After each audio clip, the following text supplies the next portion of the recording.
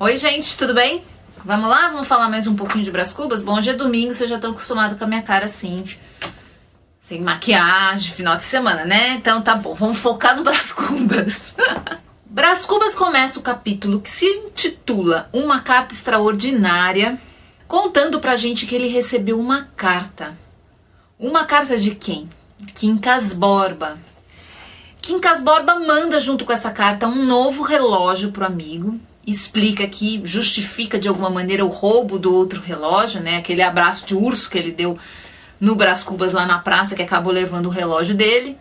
E explica pro amigo aqui que agora ele tá muito bem, que ele tá ótimo e que ele acabou de inventar o que ele chama de uma nova filosofia, né, de vida. Um sistema que tem algumas capacidades muito miraculosas, eu diria. Repara só como é que Quincas Borba fala desse novo sistema que ele inventou. Peço licença para ir um dia destes expor-lhe um trabalho, fruto de longo estudo, um novo sistema de filosofia. É singularmente espantoso este meu sistema.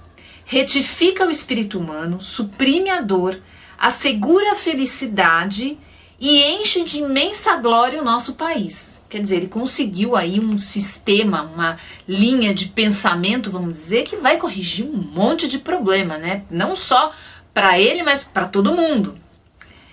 E ele deu um nome para essa linha de pensamento, né? Que é o humanitismo ou humanitas. Humanitas é o nome desse novo regime aí moral que o Brás Cubas acabou inventando. Bom, e ele diz que a partir dessa descoberta a vida dele se transformou e ele quer contar aquilo pro Brás Cubas, quer contar qual foi essa descoberta dele. Brás Cubas se mostra curioso para entender um pouco mais, né, dessa filosofia de vida nova aqui do Quincas Borba. Mas a gente precisa tentar localizar um pouco esse capítulo dentro do contexto histórico, né? Na época da escrita desse livro, existiam e existem, é claro, várias linhas de pensamento filosófico, principalmente no final do século XIX. Essas questões intelectuais, vamos dizer, eram muito mais discutidas e discutidas de uma maneira mais aberta. Existia uma briga, uma rivalidade muito grande entre essas linhas de pensamento, né? É algo muito parecido com o que a gente tem hoje dentro de linhas mais políticas, mas naquela época as linhas filosóficas e morais levantavam muita discussão também. Eu não sei se hoje, no meu contexto, as discussões são menores, mas naquela época elas eram muito maiores, pelo que pelo menos a literatura nos traz.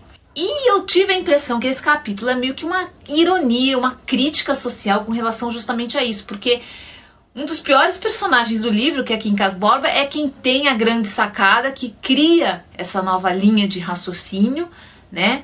Esse humanitas, o humanitismo, que ele vai explicar depois mais pra gente e pro Brás Cubas do que é isso, né? Pra onde leva isso. Mas eu senti aqui uma ponta de crítica social a essa coisa de várias linhas de pensamento, de raciocínio, enfim. No capítulo seguinte, Brás Cubas conhece aí um homem extraordinário. Ou pelo menos algo que poderia se chamar assim. É um cunhado do Cotrim, né? Cunhado dele, casado com a irmã dele, a Sabina. Se eu não me engano, deixa eu só confirmar, o nome desse é Damasceno, né? Damasceno, o nome dessa figura, é isso mesmo. Ele conhece Damasceno, que é um homem politicamente muito engajado, participou de revoluções, tem opiniões muito bem formadas, é um militante mesmo político, né?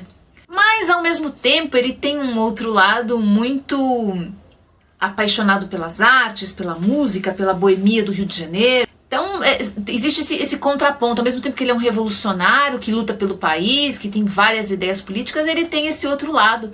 E essa mistura não agradou nada o Brás Cubas, que além do mais não gostou muito do estilo de conversar, né, de contar as histórias aqui desse Damasceno. O Brás Cubas ficou entediado só de conhecer o Damasceno. E na verdade esse rapaz foi até o encontro dele para lhe fazer um convite, a pedido do Cotrim, para um jantar, onde as famílias iam se apresentar ali. E isso é o capítulo seguinte, o jantar.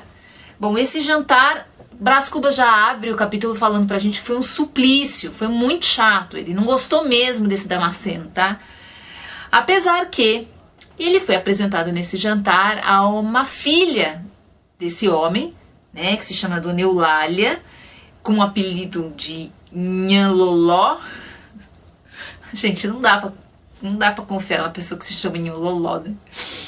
Essa Eulália é filha, né, então, como a gente tinha dito, do Damasceno, e ela foi meio que colocada ali pela Sabina. Bom, esse encontro, esse jantar foi visivelmente montado pela Sabina, a irmã de Brás Cubas, para que Brás Cubas conhecesse Eulália e de repente se interessasse por ela e logo se casasse com a menina. E aí caiu aquela ficha que a gente já tinha falado, eu já tinha comentado no capítulo anterior, o capítulo da reconciliação entre os irmãos, que Brás Cubas comemorou muito cedo essa volta da irmã para a vida dele, né? E aí aqui ele já começa a ter uma dúvida se essa reconciliação não aconteceu justamente para que se conseguisse um casamento para ele, né? Ele ficou muito chateado com a ideia de repente a irmã ter se aproximado dele somente para conseguir um enlace ali que ia favorecer ele de alguma forma. E foi para casa de Lobo Neves. Foi lá encontrar com a Virgília, como ele sempre faz, né? A Virgília é o travesseiro do espírito do Brás Cubas mesmo. É onde ele corre sempre que ele tá se sentindo mal, né? E quando ele chega lá, ele encontra a Virgília. E aí a gente já tá no capítulo seguinte, o Causa Secreta.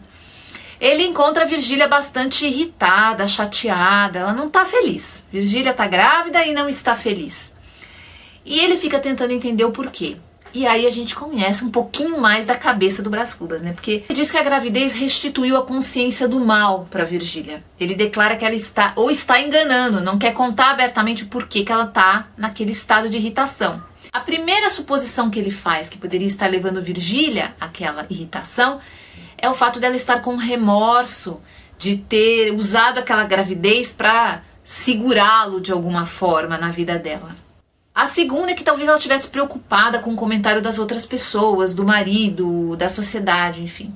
Mas ele logo descarta essas duas possibilidades. Mas aí, por essas duas ideias aí que ele teve a respeito da Virgília, você percebe como é que Brás Cubas é e está sempre com o pé atrás com relação às pessoas, inclusive a Virgília, né? Ele diz aqui no texto: não era absurda essa hipótese. A minha doce Virgília mentia às vezes, e com quanta graça. Mas naquela noite ele conseguiu finalmente descobrir qual que era o motivo disso. Primeiro, ela estava com medo do parto. Vamos lembrar que a gente está falando aqui de um período histórico em que as mulheres morriam muito durante o parto. Não era uma coisa que acontecia muito raramente. Não, era um medo muito real, né? E segundo, por um vexame da gravidez. Quer dizer, ela estava envergonhada de estar grávida, e porque isso acabava também atrapalhando muito a sua vida social. E muita coisa ela não podia ir porque ela estava grávida. E isso a deixava profundamente irritada. Brás Cubas aí nos diz o seguinte aqui no texto: com certeza, era isso mesmo. Quer dizer, descobriu qual que era a razão, né?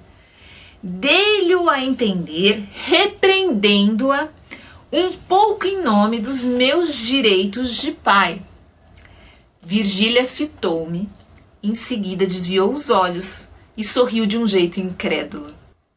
Quer dizer, nem Virgília leva Brás Cubas a sério, gente, porque ele tenta repreendê-la por estar se sentindo mal com aquela gestação tão maravilhosa e tão incrível que ela faz. Ela ri com incredulidade do comentário dele, né?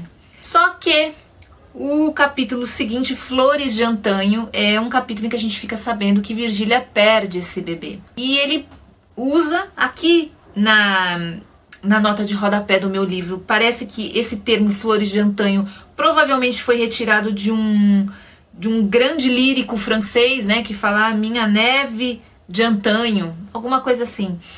Ele faz uma citação triste, muito melancólica, e por isso ele recorre a um lírico francês, poeta e tal, para dar esse tom ainda mais dramático à cena, né, e notícia do final da gestação, esse final abrupto da gestação de Virgília.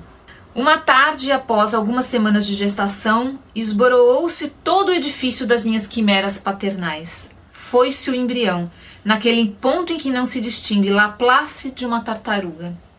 Brás Cubas se mostra muito triste, muito chateado mesmo, que ele não vai mais ser pai. Quem conta isso pra ele é Lobo Neves, e os dois, mais pra frente a gente vai ver, vão ficar trocando ali uma dorzinha de cotovelo por conta da perda dessa criança. E isso me deixa ainda mais com a pulga atrás da orelha, que Lobo Neves sabe, finge que não sabe desse romance, meio que compartilha aquela situação com Brás Cubas, né, gente? Bom, gente, é isso. Por hoje é isso. Agora amanhã, segunda-feira, dia 20, a partir de amanhã, eu vou começar a ler 6 capítulos por dia, para que lá no dia 30 a gente tenha finalmente lido todos os 160 capítulos, tá bom? Então, quem tá me acompanhando aí dia a dia certinho, amanhã, dia 20, segunda-feira, a gente começa a ler 6 capítulos por dia, ao invés de 5, 6, um a mais, tá bom? Se ficar meio confuso aí com que capítulos eu vou falar, a minha dica é dar uma lida no título do vídeo antes de abrir, para ter certeza que você leu todos os capítulos que a gente vai conversar, tá bom? É isso, gente, até amanhã. Amanhã eu volto mais falando mais de Brás Cubas. Tchau, galera, até mais.